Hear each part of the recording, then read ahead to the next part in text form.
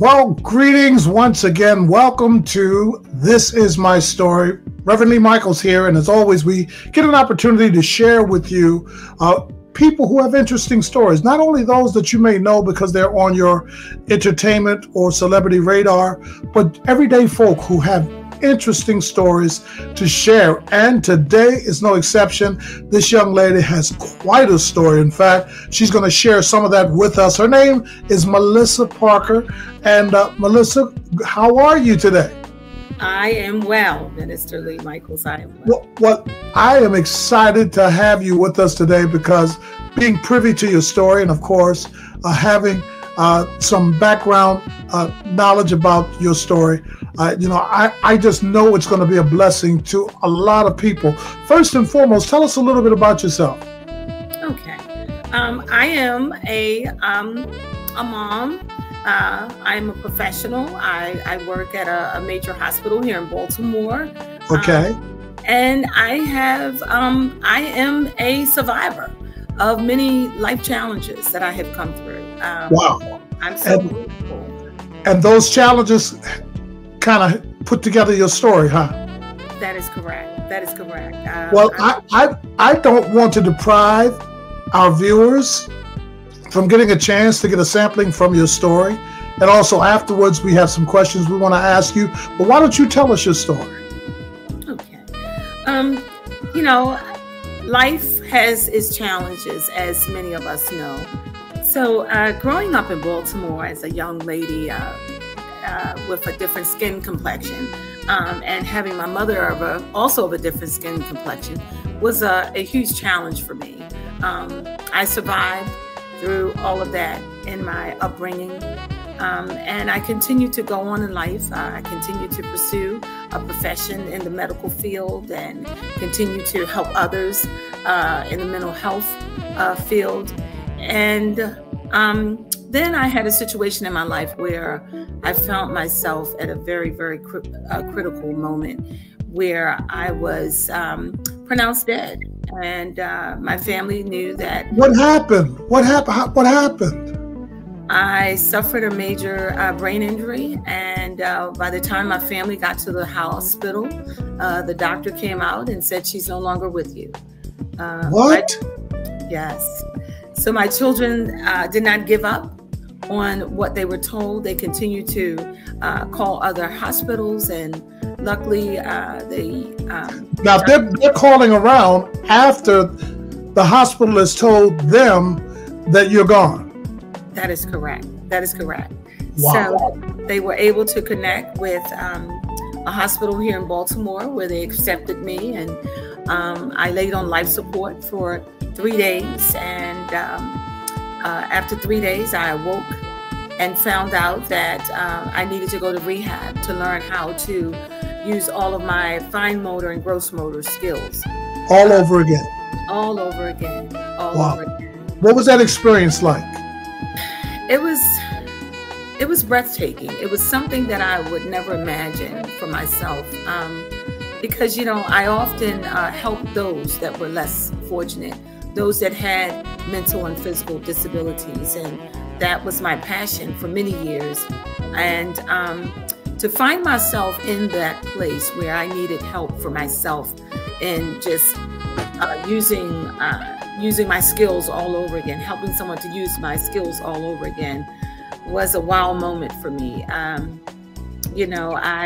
didn't question God, but I knew that I needed to fight the good fight in order to survive. Would it be safe to say that that was like a valley experience? Absolutely. It was a valley experience. How did you pull yourself out? Well, I relied heavily on my faith. I relied heavily on my family, my children, and sisters, and extended friends were very supportive of me, and they would come to the hospital and encourage me, and my children would help me in areas of need. And so just having them all around me and they giving me that encouragement and that support really made things better for me. I knew that there would be a positive outcome. So tell me this, Melissa, did you have any recollection of what had happened from the time you had passed out to the time you came back around on life support? I did not. It was told by my family that they had found me lying on the floor, and immediately when the medical team arrived, they took me to an area hospital, and by the time my children arrived to the hospital, they were told I was no longer with them. So I don't remember any of that experience. I only remember waking up and being told what had happened. On the third day. On the third day. Yeah. Now there's also another interesting twist to this, because the hospital that you awakened in, something else happened, right? That is correct. I had the pleasure of working with other families in that hospital where they were waiting to hear the good news about their loved ones. The same hospital that you woke up in? The same hospital that I awakened in, yes. And I had the pleasure of sharing with those families my experience, comforting them, letting them see the miracle that was given me in my valley experience, giving them that hope for the day and for a better tomorrow. So let me get this right.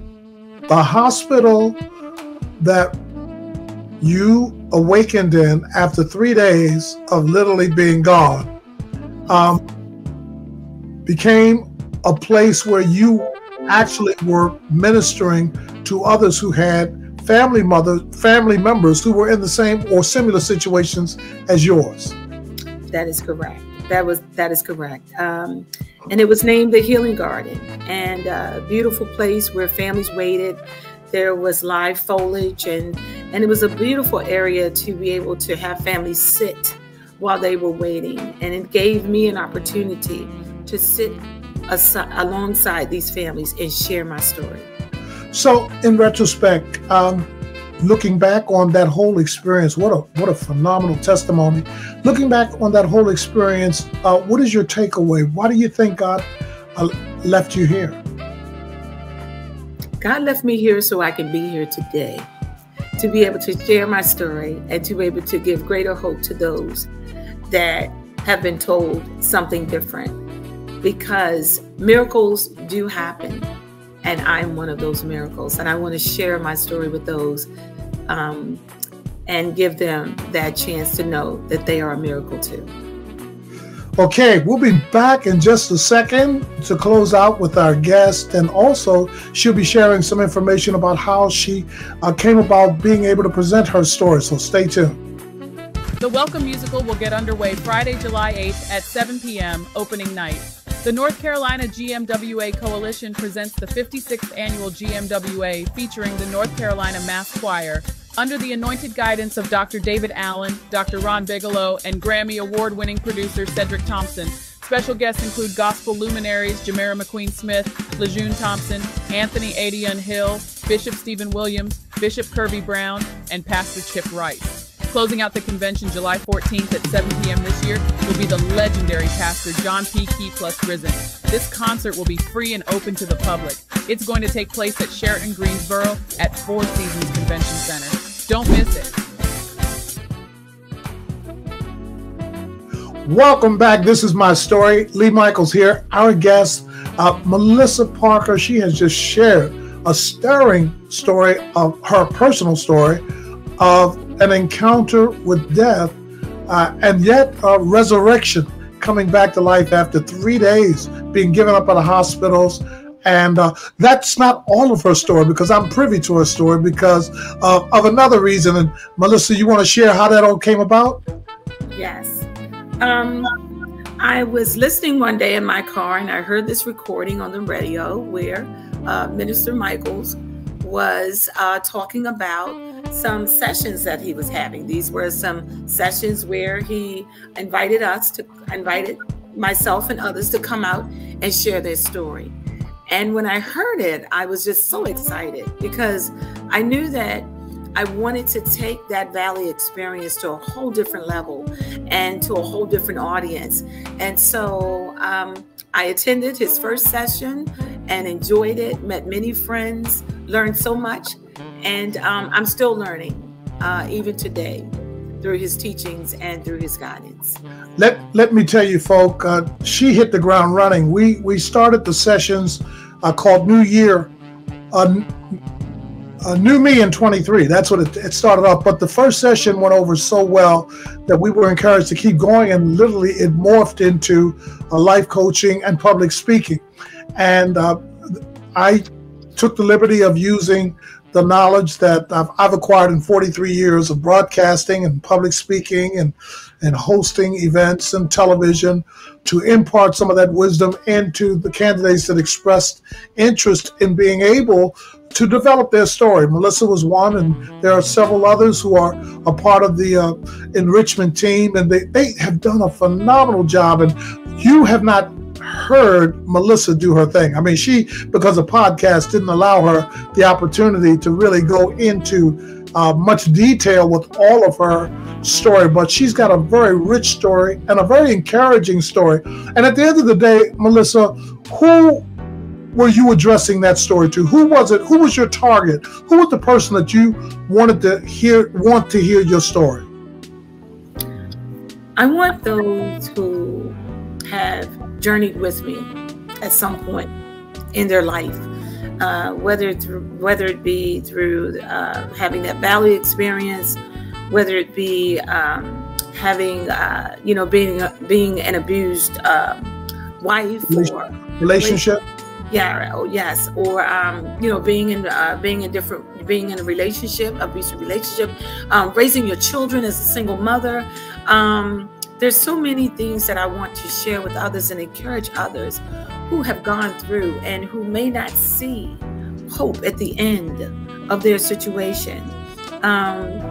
Minister Lee, your program has encouraged me so much, and I really enjoy it. And I know that there are greater things coming as we continue to journey into our sessions.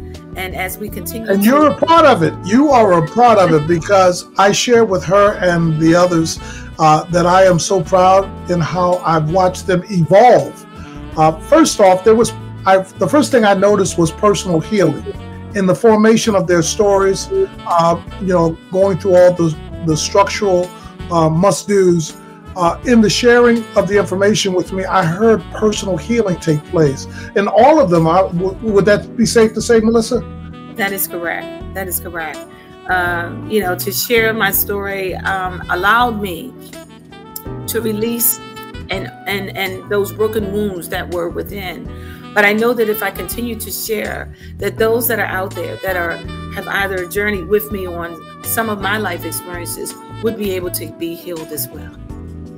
Well, listen, before we go, I've enjoyed chatting with you. And again, I appreciate you making yourself available to share with us on the podcast. This is my story.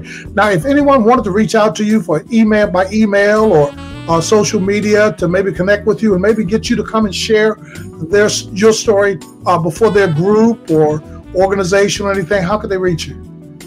You can reach me by email. My email is Cammie21227@comcast.net. That's Cammie as in Cammie, right? Cammie. I'm sorry. Why? 21227@comcast.net. All right. Reach out to her. She's going to bless your group. You blessed us today. Thank you for making yourself available, Melissa. And as I always say, onward and upward, right? Amen. It's been my pleasure. And folks, I hope you've enjoyed, and stay tuned for the next installment of the podcast. This is my story, because one of these days it might be your story.